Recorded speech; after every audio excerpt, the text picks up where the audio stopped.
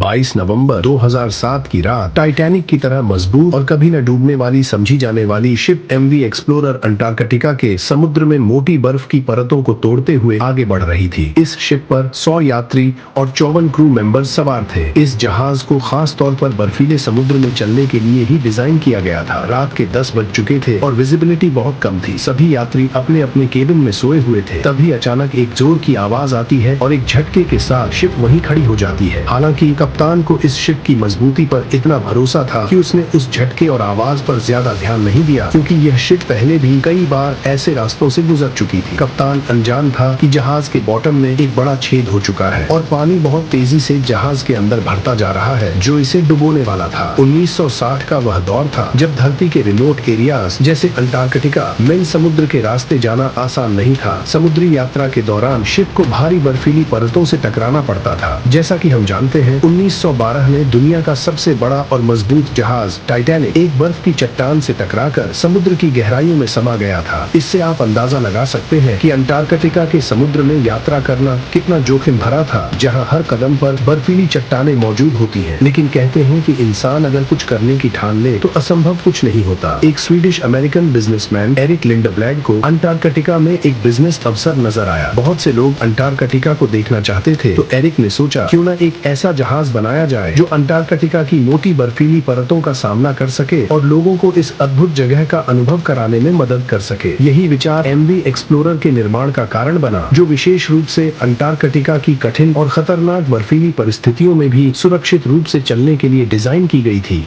और जो लोग अंटार्कटिका घूमना चाहते थे उन्हें वहां पहुंचाए और इसके साथ मोटी कमाई भी करे। एरिक ने एक ऐसी शिप बनवाई जो इतनी मजबूत थी कि जब वह चलती तो उसके सामने आने वाली मोटी बर्फ भी टूट जाती। इस शिप को लिंडब्लैड एक्सप्लोरर का नाम दिया गया। हालांकि यह शिप बहुत बड़ी नहीं थी, लेकिन मजबूती के मामले में यह अव्वल थी। आमतौर पर जब कोई शिप बर्फीले समुद्र में जाती है तो उसके सामने एक आइस ब्रेकर लगाया जाता है जो बर्फ से शिप को बचाए रखता है। लेकिन लिंडब्लैड एक्सप्लोरर ऐसी शिप थी जिसमें आइस ब्रेकर की जरूरत नहीं थी। इसके आगे के हिस्से को कुछ इस तरह से डिजाइन किया गया था कि जब यह शिप आगे बढ़ती तो अपने वजन से ही बर्फ को तोड़ देती थी। लेकिन फिर भी सुरक्षा के नजरिए से इस जहाज में डबल हल की लेयर्स लगाई गई थी। दरअसल शिप के बाहरी हिस्से को हल कहा जाता है। लिंडब्लैड एक्सप्लोरर में इस हल को मजबूती देने के लिए इसे 2 परतों में बनाया गया था। इसका फायदा यह था कि अगर शिप किसी बर्फीली चट्टान से टकराए और बाहरी परत डैमेज हो जाए तो भी अंदरूनी परत शिप को डूबने से बचा सकती थी। जिस मकसद के लिए इस शिप को बनाया गया था उसमें यह शिप पूरी तरह कामयाब रही। धीरे धीरे लिंडब्लैड एक्सप्लोरर दुनिया भर में मशहूर होती गई। दूर दूर से लोग इस शिप के जरिए अंटार्कटिका का सफर करने लगे। लोगों का इस जहाज पर विश्वास बढ़ता जा रहा था। लोग यह मानने लगे कि यह शिप समुद्री रास्तों से धरती के किसी भी कोने में जा सकती है। यह शिप इतनी भरोसेमंद थी कि इसने कई बार बर्फ में फंसी दूसरी शिप्स को भी रेस्क्यू किया था। साल दर साल इस जहाज के मालिक बदलते रहे। अलग अलग कंपनियां इसे खरीदती रहीं और इसके नाम को बदलती रहीं, लेकिन इस जहाज ने अपनी परफॉर्मेंस में कभी कोई कमी नहीं छोड़ी। आखिरी बार इस जहाज को 2004 में टोरंटो की एक कंपनी गैप एडवेंचर्स ने खरीदा और इसका नाम बदलकर एमवी एक्सप्लोरर रख दिया। 11 नवंबर 2007 को यह शिप एक बार फिर से अंटार्कटिका के लिए रवाना हुई, जहां यह यात्रा एक ऐतिहासिक मोड़ पर आने वाली थी। ये इसका 19 दिनों का सफर होने वाला था। जो लोग अंटार्कटिका देखने का ख्वाब लेकर इस जहाज में जा रहे थे उन्हें इस बात का कोई अंदाजा नहीं था कि आगे वो किस मुसीबत में फंसने वाले हैं। लेकिन ये सभी लोग अंटार्कटिका जाने के लिए काफी उत्साहित थे। उन्हें इस जहाज की काबिलियत पर पूरा भरोसा था। यह वही जहाज था जो इन बर्फीले रास्तों से होकर सैकड़ों बार गुजर चुका था। एक तो इस जहाज की मजबूती और दूसरा एक अनुभवी कप्तान। इन दोनों ही कारणों से इस जहाज पर मौजूद सभी पैसेंजर्स अपने आप को महफूज समझ रहे थे। आधे रास्ते तक सब कुछ ठीक चलता है, तभी कप्तान ने शिप को एक नए रास्ते पर मोड़ दिया, क्योंकि उसे ऐसा लग रहा था कि इस रूट से होकर उन्हें ज्यादा बर्फ का सामना नहीं करना पड़ेगा और वे जल्द ही अपनी मंजिल पर पहुंच जाएंगे। उन्हें क्या पता था कि यह रास्ता उन्हें उनकी मंजिल की ओर नहीं बल्कि एक बड़ी मुसीबत की ओर ले जा रहा है। इस सफर के शुरुआती 10 दिन सही सलामत गुजरते हैं। फिर आती है 22 नवंबर की रात। अब यह शिप मोटी बर्फ के रास्तों से होकर गुजरने वाली थी। कैप्टन ने शिप पर मौजूद सभी लोगों को बताया कि हम एक बर्फीले रास्ते से होकर गुजरने वाले हैं। इस वजह से शिप से बार बार बर्फ के टूटने और उसके टकराने की आवाजें आने वाली हैं, तो इससे घबराने की जरूरत नहीं है। आप आराम से सोएं और इस रात को बर्दाश्त करें। रात के काले अंधेरे में शिप धीरे धीरे बर्फ को तोड़ते हुए आगे बढ़ रही थी। चारों ओर बर्फ के शिप से टकराने और उसके टूटने की आवाजें गूंज रही थी। सभी यात्री आराम से अपने अपने कैबिन में बेफिक्र होकर सो रहे थे। शिप धीरे धीरे पतली बर्फ की परतों को पार करती है और मोटी और पुरानी बर्फ के रास्ते से होकर गुजरने लगती है। शिप आगे बढ़ रही होती है कि तभी एक जोर की आवाज आती है। शिप में एक जोर का झटका लगता है और शिप वहीं रुक जाती है। इस तेज आवाज और जोरदार झटके ने सभी यात्रियों को जगा दिया, लेकिन फिर से सभी यात्री बेफिक्र होकर सो गए क्योंकि कप्तान ने पहले ही उन्हें इस बारे में बता रखा था। इस वजह से लोगों ने इस आवाज को गंभीरता से नहीं लिया। शिप के कप्तान को भी कोई अंदाजा नहीं था कि उनके साथ क्या हुआ है। कप्तान ने भी इस आवाज को नजरअंदाज कर दिया और शिप को आगे बढ़ाने की कोशिश करने लगे। शिप फिर से बर्फीली चादर को तोड़ते हुए आगे बढ़ने लगे। कुछ ही समय में जो यात्री अपने अपने कैबिन में सोए हुए थे, उन्हें अचानक शिप के रुकने और झटके का एहसास हुआ। वो चीखने और चिल्लाने लगे और भयभीत हो गए क्योंकि शिप के अंदर बहुत तेजी से पानी भरता जा रहा था। दरअसल शिप एक मोटी और पुरानी बर्फ की चट्टान से टकरा चुकी थी, जिसने शिप के निचले हिस्से हल को बुरी तरह से तोड़ दिया था और शिप का डबल हल भी बेअसर हो गया था। सभी यात्री अपनी अपनी जान बचाने के लिए इधर उधर भागने लगे। यात्रियों के बीच खौफ का माहौल पैदा हो चुका था और शिप के अंदर पानी बेहद तेजी से बढ़ता जा रहा था। कप्तान को जब इस बात की जानकारी मिली कि शिप के बॉटम में एक बड़ा छेद हो चुका है, तो पहले तो उसे इस पर यकीन नहीं हुआ। कप्तान को लगा कि यह कोई छोटा मोटा छेद होगा जिस पर काबू पाया जा सकता है, लेकिन जब उसने नुकसान का सही जायजा लिया तो उसकी आंखें हैरानी से फटी रह गईं। शिप के अंदर पानी इतनी तेजी से बढ़ रहा था कि कप्तान को अब समझ आ चुका था कि यह जहाज डूबने वाला है। कप्तान ने तुरंत क्रू मेंबर्स को आदेश दिया कि वे डिस्ट्रेस सिग्नल भेजें ताकि कोई नजदीकी शिप उनके सिग्नल को पकड़ सके और उन्हें बचाने के लिए आ सके। शिप के अंदर पानी इतना भर चुका था कि शिप एक तरफ झुकने लगी थी। क्रू मेंबर्स यात्रियों को सांत्वना देने और उन्हें लाइफ बोट्स में उतारने में जुटे हुए थे। चूंकि यह एक छोटी शिप थी, इसलिए इसके सरवाइव करने की संभावना बहुत कम थी। शिप अभी भी मंजिल से 46 किलोमीटर दूर खड़े समुद्र में थी और इस हालत में किनारे तक पहुंचना संभव नहीं था। सौभाग्य से जो डिस्ट्रेस सिग्नल भेजे गए थे वे 2 शिप्स को प्राप्त हुए, लेकिन समस्या यह थी कि दोनों शिप्स इतनी दूर थीं कि वे तुरंत एमवी एक्सप्लोरर की मदद के लिए नहीं पहुंच सकती थीं। दूसरी समस्या यह थी कि जिन लाइफ बोट्स में लोग बैठे थे उनकी हालत ठंड के कारण बहुत खराब हो रही थी। धीरे धीरे पानी इतना बढ़ गया कि वह उस रूम में पहुंच गया जहां से पूरी शिप को पावर दी जाती थी। पानी के भरने की वजह से शॉर्ट सर्किट हुआ और पूरी शिप की पावर बंद हो गई। शिप को पूरी तरह से खाली कर दिया गया था। सभी लोग समुद्र के ठंडे पानी में लाइफ बोट्स पर सवार थे और शिप का कप्तान शिप को सीधा करने की कोशिश में लगा हुआ था, लेकिन शिप के अंदर इतना ज्यादा पानी भर चुका था कि शिप के इंजन ने काम करना बंद कर दिया। शिप तेजी से डूब रही थी और अब कप्तान ने शिप को छोड़ने का फैसला किया। कप्तान और क्रू मेंबर्स भी शिप को अकेला छोड़कर लाइफ बोट्स में सवार हो गए। ये सभी लोग ठंडी हवाओं के थपेड़े सहते हुए बस एक ही उम्मीद कर रहे थे कि कोई उन्हें आकर बचा ले। उनकी आंखों के सामने वह शिप जिसने दशकों तक समुद्र पर अपना वर्चस्व बनाए रखा था, धीरे धीरे समुद्र की गहराइयों में समा गई। शिप जो कभी गर्व का प्रतीक थी, अब समुद्र के हवाले हो चुकी थी। लाइफ बोट्स में बैठे सभी लोग खुले आसमान के नीचे इस दिल दहला देने वाले मंजर को अपनी आंखों से देख रहे थे। उन बर्फीले पानी में लाइफ बोट्स पर सवार लोगों के कई घंटे यूं ही गुजर गए। धीरे धीरे रात बीत रही थी और दूसरे दिन की सुबह होने वाली थी। तभी अचानक उन्हें समुद्र के दूर कोने में लाइट्स दिखाई देती हैं जो उनकी ओर बढ़ रही थी। दरअसल जिन 2 शिप्स ने उनका डिस्ट्रेस सिग्नल रिसीव किया था, उनमें से एक शिप उन्हें बचाने के लिए आ रही थी। सभी लोगों को सुरक्षित रूप से रेस्क्यू किया गया। अच्छी खबर यह थी कि इस दुर्घटना में सभी लोग बच गए थे। हालांकि एमवी एक्सप्लोरर समुद्र की गहराइयों में समा गई थी और यह सब सिर्फ कप्तान के एक गलत रास्ते पर मुड़ने की वजह से हुआ था। आज भी एमवी एक्सप्लोरर का मलबा पेंगुइन आइलैंड से 25 मील दूर समुद्र की गहराइयों में दफन है। दोस्तों,